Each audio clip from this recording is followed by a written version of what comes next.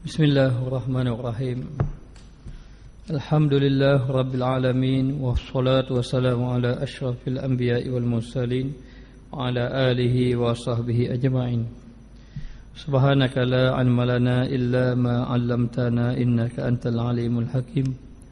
Rabbi shrah li sadri wa yassir li amri wa hlul 'uqdatam min lisani yafqahu qawli. Jadi insya-Allah pada malam ini kita sambung balik pembacaan kitab sirah Nabi sallallahu alaihi wasallam, menceritakan bagaimana orang-orang yang menentang dakwah yang dibawa oleh baginda Rasulullah sallallahu alaihi wasallam. Sebagaimana yang kita telah ceritakan yang lalu mengenai orang musyrik Mekah, mereka ini telah berbincang beberapa kali dengan Abu Talib. Lalu dikatakan bahawa Abu Talib tidak mahu menyerahkan baginda Rasulullah sallallahu alaihi wasallam kepada orang musyrik Mekah.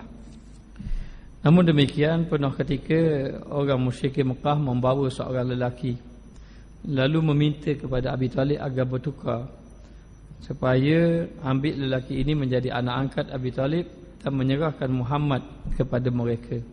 Lalu Abi Talib berjanji tidak akan menyerahnya dan tidak mahu menerima tawaran yang telah diberi oleh orang musyrik Mekah. Selepas daripada itu, penentangan demi penentangan dilakukan terhadap baginda Rasulullah sallallahu alaihi wasallam, sehingga beberapa kali Abu Jahal ingin menyakiti Nabi. Ingin menyakiti Nabi. Ketika mana Nabi bersembahyang, ingin dilemparkan batu di atas kepala baginda. Namun demikian, ketika mana Abu Jahal membawa batu nak lempar atas kepala baginda, lalu terlihatlah Abu Jahal di belakangnya ada seekor unta, seolah-olah ingin menekam Abu Jahal, sehingga Abu Jahal lari lintah pukang, rasa takut. Sedangkan orang lain tidak melihatnya, Abu Jahal saja yang melihatnya. Allah Ta'ala memelihara baginda Rasulullah sallallahu alaihi wasallam. Abu Lahab yang merupakan bapa saudara baginda Rasulullah sallallahu alaihi wasallam meletakkan kotoran di hadapan pintu rumah baginda Rasulullah, kerana dikatakan bahawa Abu Lahab ini jiran kepada Rasulullah. Lalu dalam keadaan macam itu, Rasulullah tetap sabar dengan pengkhianatan, kezaliman, kejahatan yang dilakukan oleh baginda Rasulullah. Allah Ta'ala menyatakan di dalam Al-Quran, binasa tangan Abi Lahab, binasa dengan kejahatan yang dilakukan terhadap baginda Rasulullah sallallahu alaihi wasallam. Maka bila mana Nabi membaca tabat yada Abi Lahab wa tab, maka isteri Abi Lahab rasa nak marah. Lalu dikatakan bahawa tidak ada kerja isteri Abi Lahab ini yang bernama Ummul Jamil, hanya kerjanya mencaci, menghina, mengumpat, mengatakan yang buruk kepada baginda sallallahu alaihi wasallam, sehingga kan Allah Ta'ala bukan saja melaknat kepada Abu Lahab, mengatakan binasa tangan Abi Lahab, wa mra'atuhu, dan isteri kepada Abi Lahab pun mendapat kebinasaan, ataupun dikatakan bahawa disediakan api neraka untuk kedua-duanya, suami isteri, Abi Lahab dan isterinya. Di antara orang yang memusuhi baginda Rasulullah namanya Uqbah ibnu Abu Mu'izz. Dia adalah jiran yang kedua Rasulullah sallallahu alaihi wasallam. Dia telah melakukan perkara yang sama yang dilakukan oleh Abu Lahab.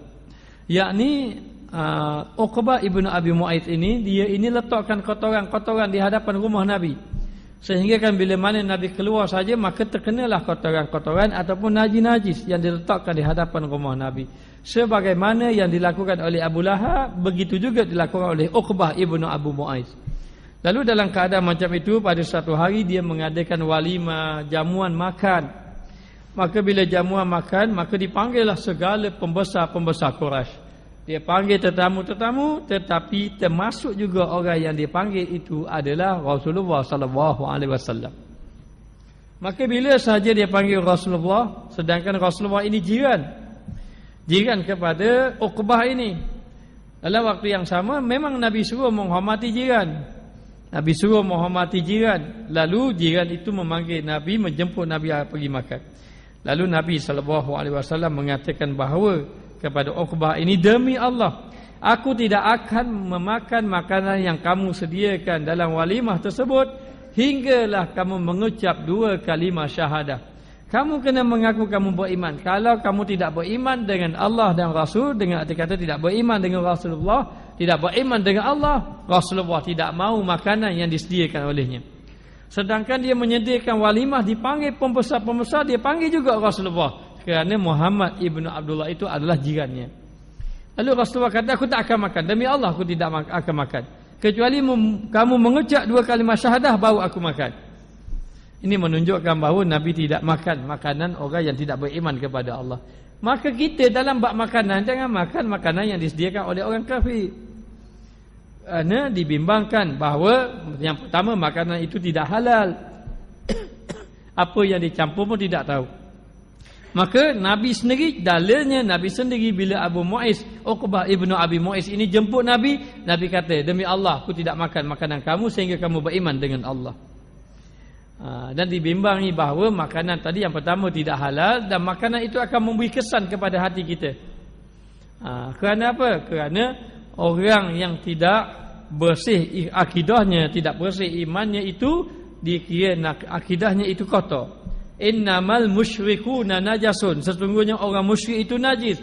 Najis itu najis dari segi akidah.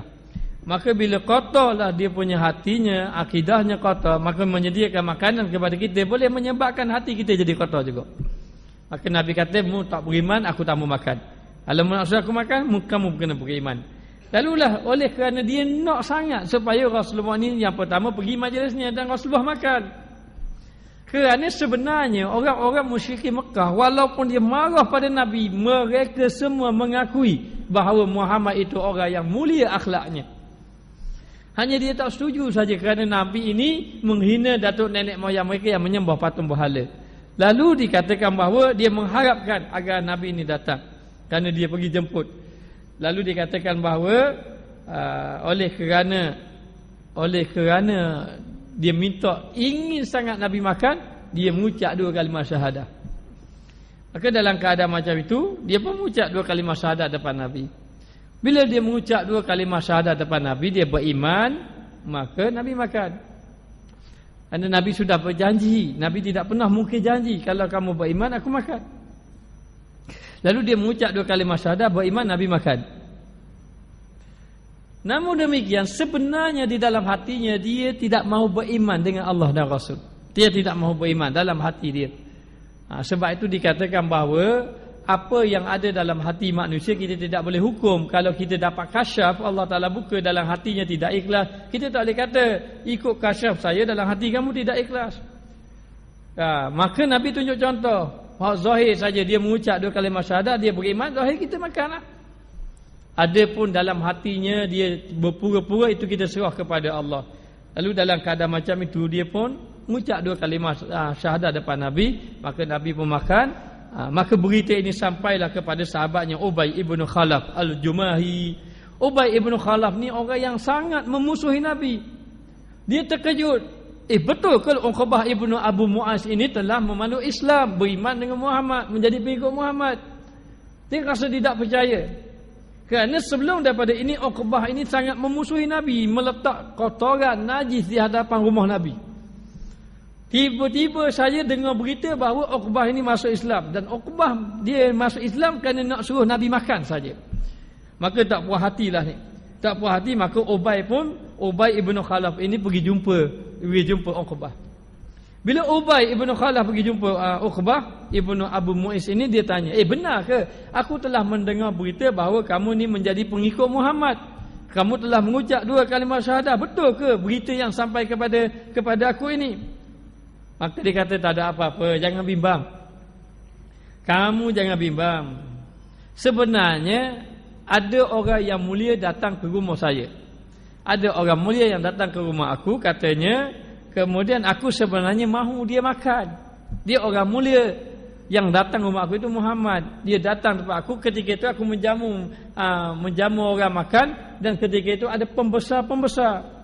Jadi sebenarnya yang aku ucap 2 kalimah syahadat ni nak suruh dia makan je, katanya Uqbah. Tujuan dia mengucap 2 kalimah syahadah ni nak suruh makan saja. Katanya Ubay, aku tidak percaya. Kamu kena buktikan. Kamu ucap 2 kalimah syahadat itu pura-pura saja. Kamu kena buktikan. Apa yang kamu mahu? Kata Ubay, aku tidak mau bertegur dengan kamu. Aku tidak mau berkawan dengan kamu, sama ada kamu nak berkawan dengan Muhammad ataupun berkawan dengan aku. Kalau kamu nak berkawan dengan aku mahu kamu bila mana saja kamu berjumpa dengan Muhammad, hendaklah kamu pijak tengkuk dia. Maknanya kamu pijak tengkuk dia. Ataupun kalau kamu tidak boleh pijak, kamu ludah mukanya ataupun kamu tampar muka dia. Masya Allah. Katanya Uqbah, baik, aku akan buktikan. Aku tidak berpisah dengan kamu. Aku sanggup melakukan apa yang kamu perintahkan. Asalkan aku berkawan dengan kamu dan nak membuktikan bahawa aku ucap 2 kalimah syahadat itu bukan benar-benar nak beriman, tapi aku nak suruh dia makan saja. Maka ternyata benar, katanya riwayatnya ludah muka Nabi. Lalu dalam keadaan tu bila Nabi lalu, dia lakukan apa yang diperintahkan oleh Ubay tadi. Dia ludah muka Nabi dan dipukul Nabi. Dalam keadaan macam itu, Nabi bersabar. Nabi bersabar. Dalam waktu itu Nabi rasa sedih dengan apa yang dilakukan tadi. Tidak sangka bahawa Uqbah yang mengaku beriman tadi, rupa-rupa mereka itu telah memusuhi Nabi, memukul sesuatu ataupun pukul pada wajah Nabi. Dalam ketika itu dia telah diberi pilihan nak berkawan dengan Muhammad ibnu Abdullah Rasulullah ataupun nak berkawan dengan Ubay ibnu Khalaf. Tapi malangnya dia memilih berkawan dengan Ubay ibnu Khalaf. Dia sudah beriman tapi imannya ditolak. Dia berpura-pura saja. Lalu Allah Ta'ala turunkan ayat dalam surah Furqan ayat 27 dan 29. Allah Ta'ala berfirman, wa yauma ya'addu zalimu ala yadayhi yaqulu ya laitani ittakhaztu ma'ar rasuli sabila. Ya wailata laitani lam attakhiz fulanan khalila laqad adallani 'aniz zikri ba'da idh ja'ani wa kana asyaitanu lil insani khazula. Dan ingatlah perihal orang-orang yang zalim, yang melakukan kezaliman kepada kamu wahai Muhammad. Nanti dekat negeri akhirat dia gigit jari dia. Dia gigit jari dia, dia gigit tangan dia. Dia kata, alangkah baiknya kalau aku dahulu aku mengambil jalan berkawan dengan Rasulmu. Allah Ta'ala kata, wahai Muhammad, hari ini dia diberi pilihan nak berkawan dengan kamu ke nak berkawan dengan Ubay bin Khalaf. Tapi malangnya dia memilih berkawan dengan Ubay bin Khalaf. Nanti lihatlah mereka ini di negeri akhirat. Di negeri akhirat, yauma ya'addu zalimu, hari yang mana orang zalim menggigit jari dia. Menggigit jari dia, lalulah dia kata, Allah, alangkah baiknya kalaulah aku dahulu bersama dengan Rasul. Ittakhaztu ma'ar rasuli sabila, aku ambil jalan bersama dengan Rasul, berkawan dengan Rasul. Allah, alangkah baiknya. Ya laitani, maknanya dia bercita-cita, ya Allah, bolehlah kalau memberi aku ni, kalau aku balik mula atas muka dunia, nanti aku nak kawan balik dengan Rasul. Ya laitani, itu cita-cita yang mustahil. Lalu dalam keadaan macam tu Allah Ta'ala kata, dia akan berkata nanti dekat negeri akhirat, ya wailata laitani, celaka sungguhlah diri aku, binasa sungguhlah diri aku. Alangkah baiknya kalau aku tidak mengambil si anu, iaitu Ubay bin Khalaf itu. Aku tidak mengambil Ubay bin Khalaf itu menjadi sahabat karib aku, sahabat yang hampir dengan aku. Sesungguhnya dia telah menyesatkan aku daripada jalan peringatan Al-Quran. Setelah dia sampaikan kepada aku, Muhammad telah sampaikan kepada aku, tiba-tiba dia ini, Ubay bin Khalaf, menyesatkan aku. Lalu dia menyesal. Dan adalah syaitan itu segala mengecewakan manusia, sentiasa mengecewakan manusia. Dan syaitan telah membawa kepada Uqbah ini agar mengikuti Ubay, jangan mengikuti Rasulullah sallallahu alaihi wasallam. Di sini menyuruh kepada kita, hendaklah kita berkawan dengan orang yang bawa kita pada Allah, bawa kita kepada Allah Ta'ala. Kalau kita ini tak pandai pilih kawan, kita pilih kawan bawa kita lalai pada Allah, maka kita akan gigit jari dekat negeri akhirat. Tapi kalau kita pilih jalan orang yang bawa kita kepada Allah Ta'ala, kita akan rasa bahagia. Lalu kita salah siapa? Kita salah korang. Oh, kenapalah orang ini bawa aku ke sini? Kenapalah syaitan menggoda aku, menarik aku? Sedangkan dialah yang memilih kawan yang tidak membawa dia kepada Allah Ta'ala. Maka kata Allah, wahai Muhammad, nanti Uqbah dekat negeri akhirat dia gigit jari dia akan menyesal. Kerana dia tidak mengikutmu wahai Muhammad, dia mengikut Ubay bin Khalaf al-Jumahi yang mengajak kamu ini sesat, yang mengajak Uqbah ini dalam keadaan sesat kepada Allah Subhanahu wa taala. Bila mana Rasulullah bersedih? Bila mana Rasulullah menyampaikan dakwah, orang tak terima, Rasulullah bersedih. Bila mana Rasulullah bersedih, Allah Ta'ala gembirakan. Maknanya Rasulullah akan dibimbing oleh Allah, Rasulullah akan digembirakan oleh Allah. Lalu diceritakan, tak apa wahai Muhammad, nanti dia yang menentang kamu ini akan menggigit jari dekat negeri akhirat. Maka perkara ini memang menyakitkan Rasulullah. Namun demikian Rasulullah bersabar kerana mengetahui bahawa bersama Rasulullah itu adalah Allah Subhanahu wa taala. Lalu dikatakan bahawa ketika Rasulullah sedang bersembahyang di kawasan Hijri Ismail, tak puas hati lagi Uqbah ibnu Abi Mu'izz ni, tak puas hati lagi. Dia lepas dia buat pada Muhammad, dia pergi jumpa Ubay. Hai Ubay, aku telah buat apa yang kamu lakukan. Mu tak percaya lagi aku pilihmu daripada Muhammad? Masya Allah. Maknanya kalau macam itu, kamu benar-benar nak bersama dengan aku, teruskan penentangan terhadap Muhammad. Maknanya, maka Ubay kata, Uqbah, tak apa, aku akan teruskan membuktikan aku memilihmu, bukan memilih Muhammad. Lalu dalam keadaan macam itu, satu hari dia nak buktikan bahawa dia ini setia dengan Ubay. Nabi sembahyang dekat Hijri Ismail. Bila mana Nabi sembahyang dekat Hijri Ismail, dia mendekati Nabi, dia cekak Nabi. Dia cekak Nabi dengan sekuat-kuatnya. Dia guna tangan dia cekak Nabi. Masa ketika itu tengah sembahyang, Nabi tidak bersedia. Sebab dalam keadaan tengah sembahyang, Nabi ni orang yang kuat. Dan Nabi tidak ada niat nak musuhi orang. Dan Nabi tidak ada niat nak menyakiti orang. Nabi kalau nak menyakiti orang boleh, lebih daripada tu dia boleh. Lalu dalam keadaan tak sedar, Nabi tengah sembahyang, jadi cekak Nabi pula. Dalam keadaan macam itu, Saidina Abu Bakar pun datang. Saidina Abu Bakar pun datang dan pegang dia ni, tarik dia jauh daripada Muhammad. Lalu Saidina Abu Bakar ni melindungi Rasulullah. Diceritakan dalam kitab Sirah Ibn Hisham, bila mana Saidina Abu Bakar masuk campur, maka ramai pemuda-pemuda yang lain mari. Tapi oleh kerana Saidina Abu Bakar ni orang yang mulia, Saidina Abu Bakar orang yang dihormati oleh orang lain, tengok Saidina Abu Bakar, dia pun mulalah hanya datang ramai-ramai sahaja. Ketika itu Saidina Abu Bakar kata, kenapa kamu nak membunuh Muhammad? Sedangkan Muhammad ini, dia ini orang yang mulia, orang yang baik. Apa salah dia? Dia hanya mengatakan kami beriman dengan Allah. Kalau kamu tidak mahu terima, sudahlah, jangan kamu buat jahat pada dia. Ketika mana Saidina Abu Bakar mempertahankan Rasulullah, marah kepada orang yang nak membunuh Rasulullah ini, dia hanya seorang lelaki yang baik, yang mengajak manusia kepada Allah. Kamu sudah tahu akhlaknya baik. Dia hanya kata, amantu billah, aku beriman dengan Allah Ta'ala saja. Allah Ta'ala menurunkan ayat memuji Saidina Abu Bakar, yang mana Saidina Abu Bakar telah membela Rasulullah sallallahu alaihi wasallam. Apa yang diperkatakan oleh Saidina Abu Bakar dirakamkan di dalam Al-Quran, ataqtuluna rajulan an yaqula rabbi Allah wa qad ja'akum bil bayyinati min rabbikum.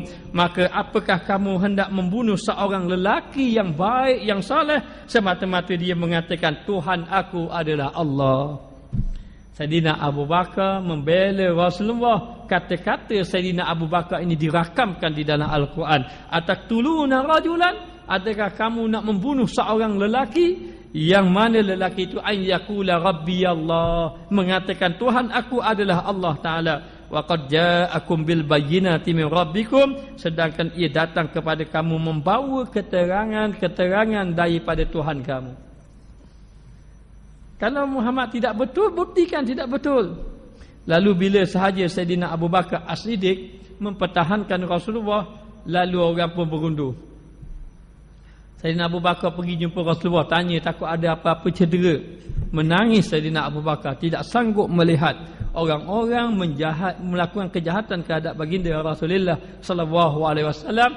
tapi kelihatan Rasulullah sedikit pun tidak menunjukkan muka yang menanam dendam kepada orang musyrikin.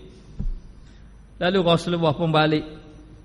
Diriwayatkan dikatakan selepas Saidina Abu Bakar mempertahankan Rasulullah, Saidina Abu Bakar pula dipukul oleh orang-orang musyrikin. Tapi bagi Saidina Abu Bakar, biar pukul diri dia, jangan pukul Rasulullah sallallahu alaihi wasallam, kerana dikatakan bahawa Saidina Abu Bakar ini orang yang sangat menyayangi Rasulullah. Baginya dia sanggup mati kerana mempertahankan Rasulullah sallallahu alaihi wasallam, kekasihnya yang tercinta. Selain daripada itu, Al-As ibnu Wa'il As-Sahmi Al-Qurashi, bapa kepada Amru ibnu Al-As. Amru ibnu Al-As sahabat Nabi, beriman kepada Allah Subhanahu wa taala, tapi Al-As ayah dia. Ayah kepada Amru ibnu Al-As, yakni Al-As ibnu Wa'il. Ia ini melakukan pemusuhan terhadap baginda Rasulullah sallallahu alaihi wasallam, pemusuhan yang sangat tebal. Seolah-olah nak cari jalan berbaik-baik pun tak ada, maka dia betul-betul musuh kepada Rasulullah. Dia pernah berkata, Muhammad ini menipu sahabat dia. Dengan apa? Ada kemunasabah Muhammad kata, bila sahabat dia mati, bangkit semula. Lalu dia mempersendakan Nabi, lalu dia mengatakan bahawa Muhammad ini penipu. Apa yang dikatakan Muhammad itu penipu? Bila mana Rasulullah mengatakan bahawa apabila kita mati nanti kita akan dibangkitkan oleh Allah Subhanahu wa taala. Sehingga kan ada yang datang jumpa Rasulullah bawa satu tulang yang reput. Lalu bawa tulang yang reput, dia pun kata, "Ya Muhammad, ini tulang ini bolehkah kalau dihancurkan boleh jadi semula tak?" Lalulah digenggamnya tulang tadi yang reput tadi, dijadikan tulang tadi jadi hancur. Lalu dia minta, "Hai Muhammad, betul ke kamu kata orang mati ni bangkit semula?" Nabi kata, "Betul dengan izin Allah." Dan kalau betul ini tulang ni yang reput ni yang jadi dihancurkan tadi yang jadi abu, aku minta mu jadi semula tulang macam biasa. Rasulullah memberitahu bahawa kalau diizinkan oleh Allah, kalau tu menjadi tulang, jadi tulang. Rasulullah tidak ada kuasa, bukanlah Rasulullah yang kata, ini Allah Ta'ala yang kata. Kalau jadi, jadilah.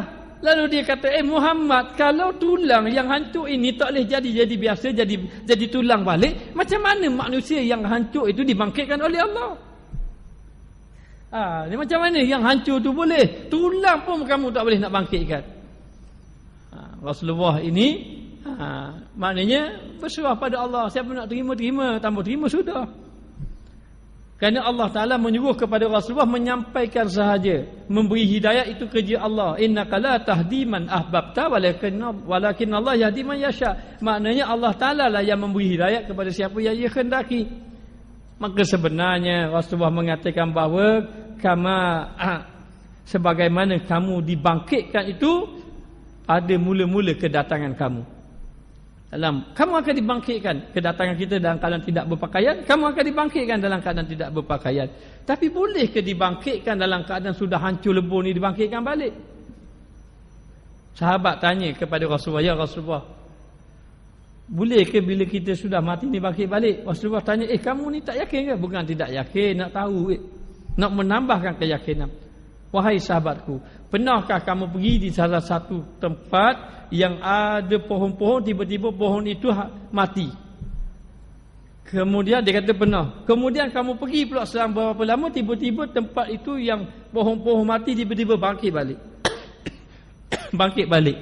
Dia pernah. Maka demikianlah, bumi yang mati boleh dihidupkan oleh Allah Ta'ala, maka demikian juga kamu.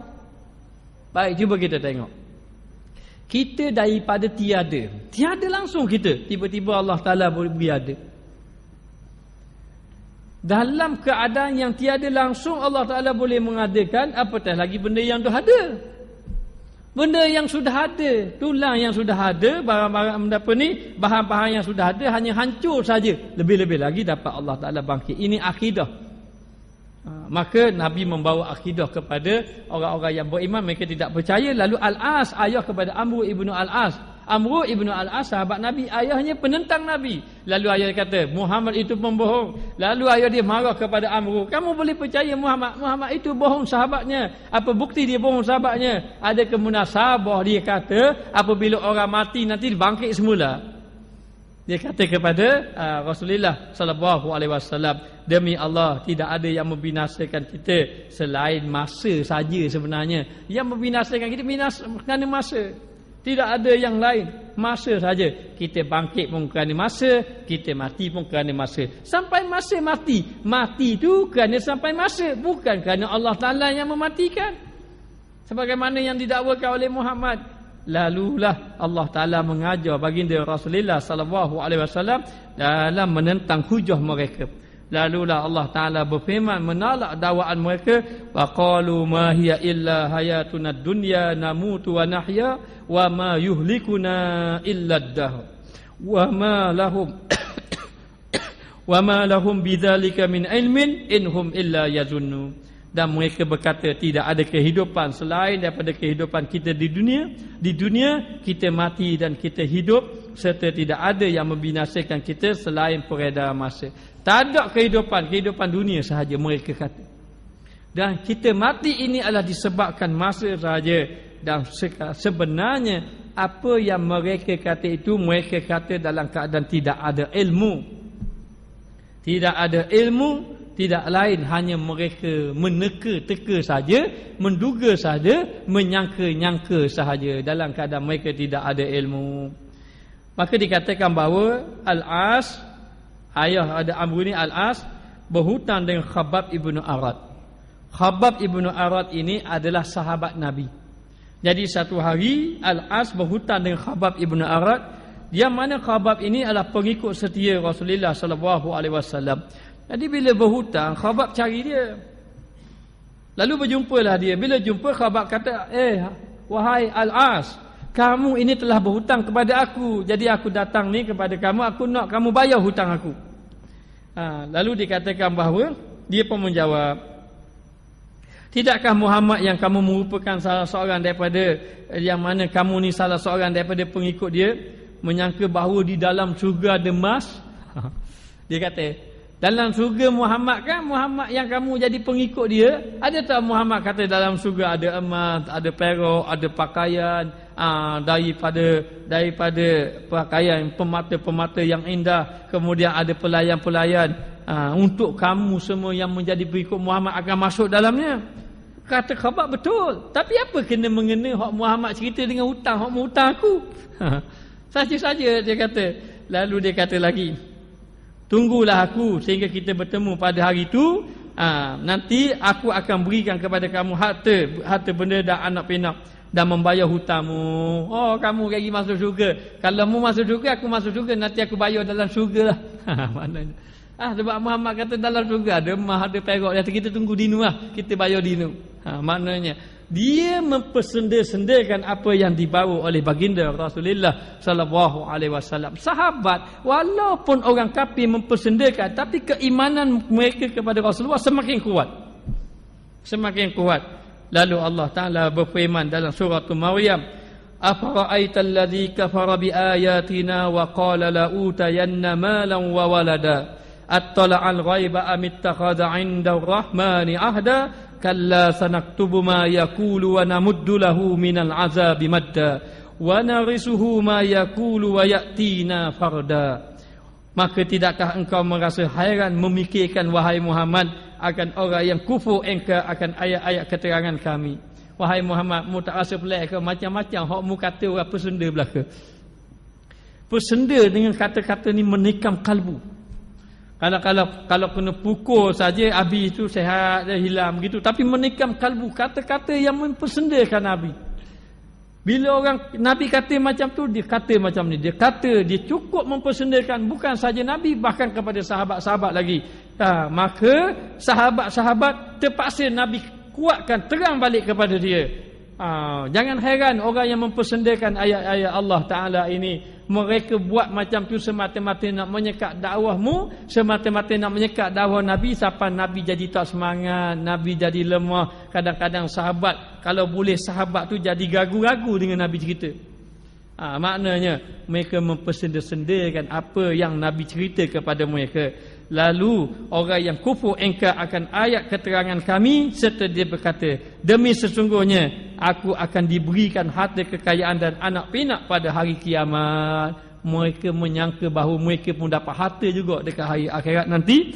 Adakah ia telah mengetahui perkara yang gaib, ataupun adakah ia telah membuat perjanjian dengan Allah Ta'ala mengenainya? Mana dia kata dia masuk syurga juga? Khabab, munak harta nanti aku bayar dalam syurga. Sebab Muhammad kata dalam syurga banyak orang harta, maka aku ambil nanti aku bayar.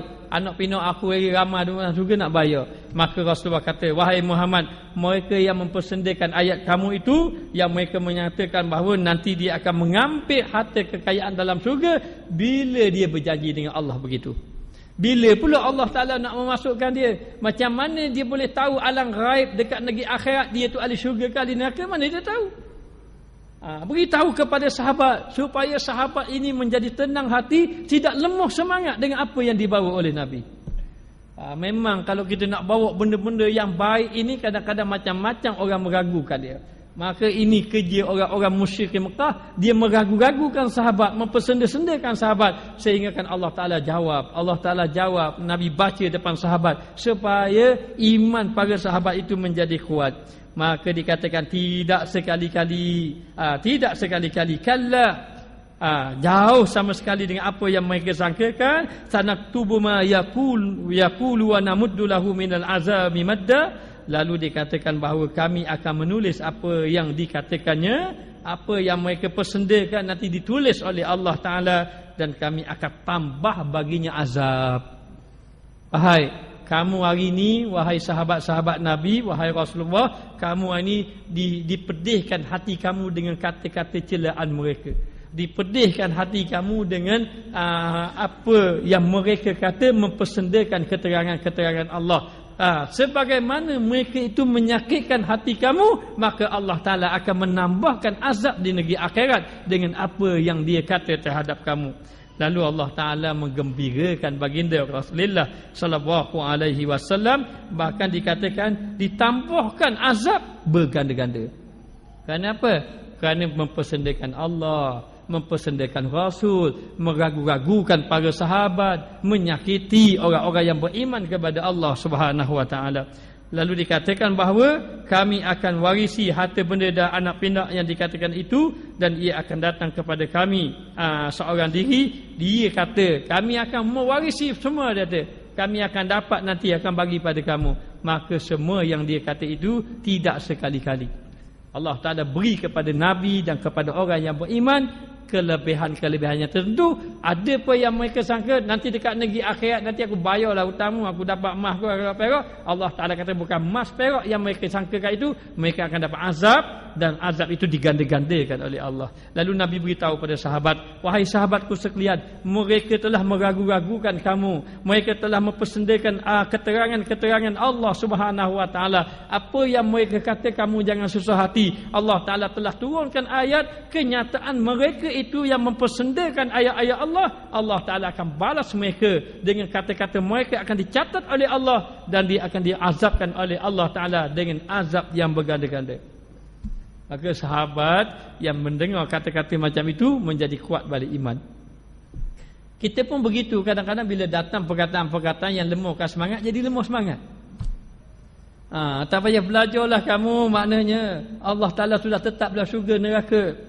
Maknanya tak ibadat banyak-banyak biasa tetap syurga-syurgalah, neraka-nerakalah. Kita pun mari mikir nak belajar, malas belajar banyak-banyak. Ibadat sungguh pun kalau neraka-nerakalah. Ini ragu-ragu yang dimasukkan dalam hati. Inilah racun para orang-orang musyrik Mekah yang masuk dalam hati para sahabat, mempersendakan Nabi. Tapi Nabi kuatkan para sahabat dengan membaca ayat-ayat Allah Subhanahu wa Ta'ala. Ini kerja siapa? Ini kerja Al-As ibnu Wa'il, ayah kepada Amr ibnu Al-As.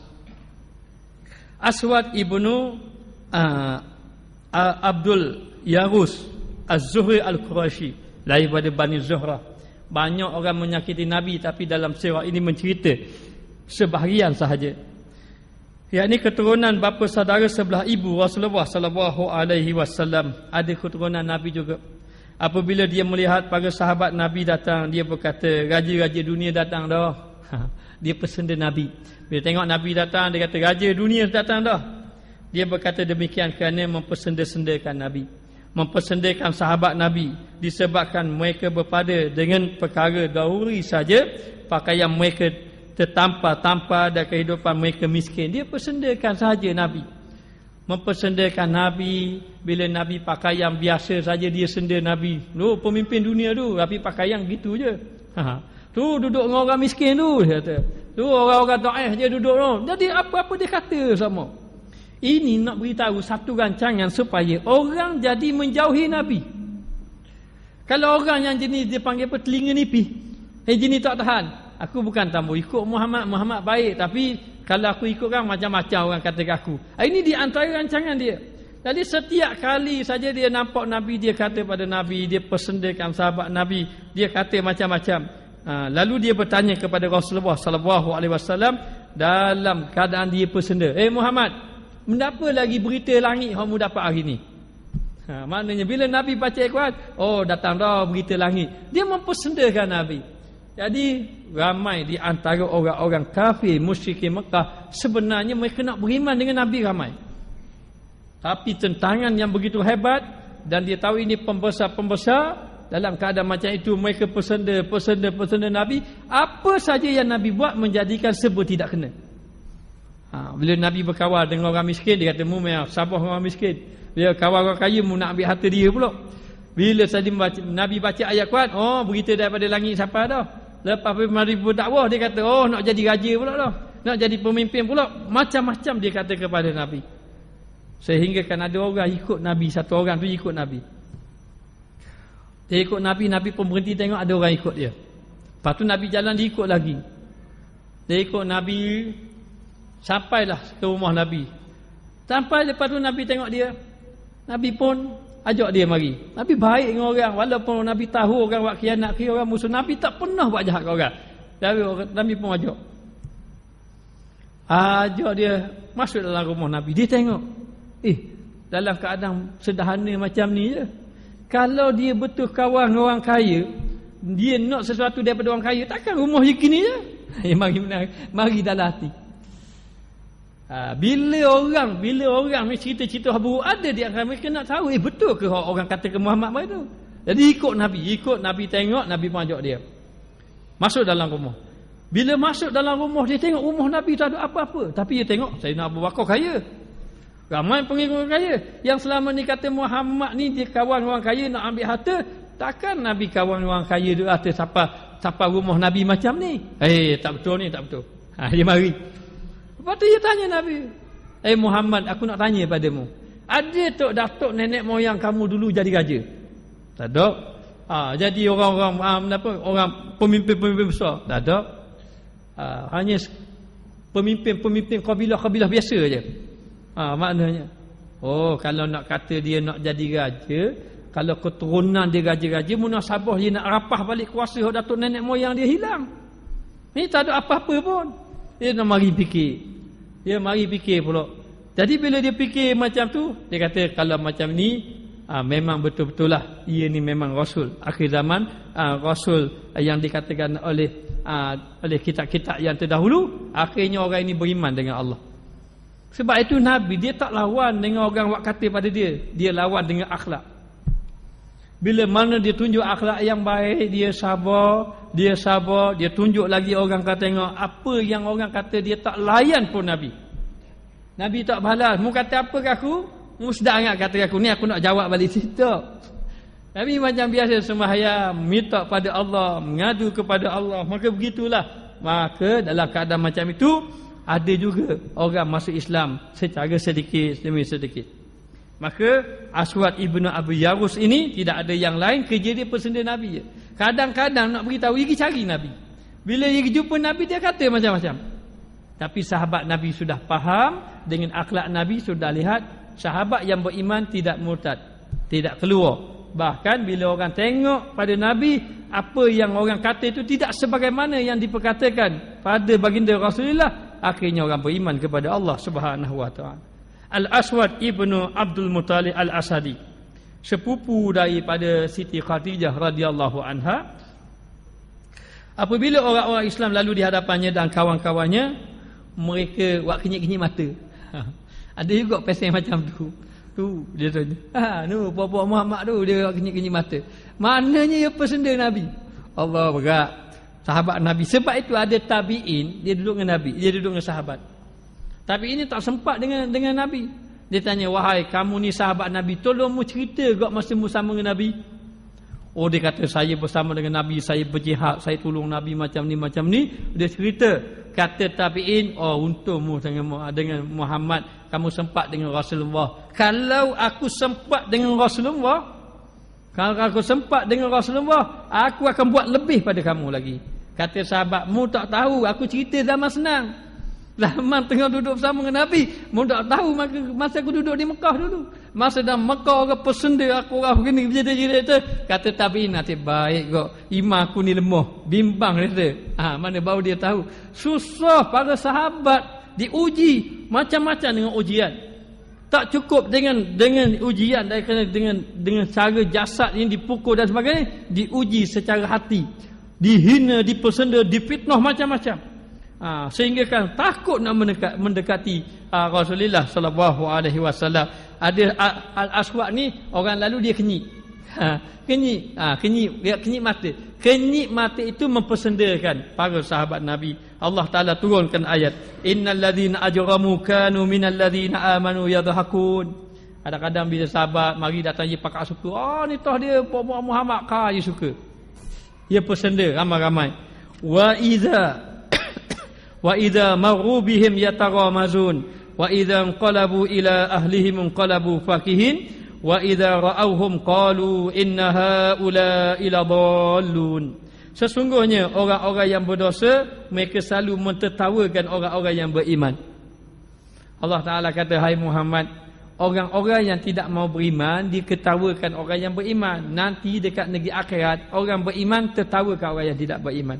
Tak apalah, hari ini atas muka dunia dia ini mempersendakan sahabat-sahabatmu dan orang dan Rasulullah dipersendakan. Bila mana berjalan mereka ketawa, mereka kenyik mata dan sebagainya. Atas muka dunia gerang dia ketawakan kamu.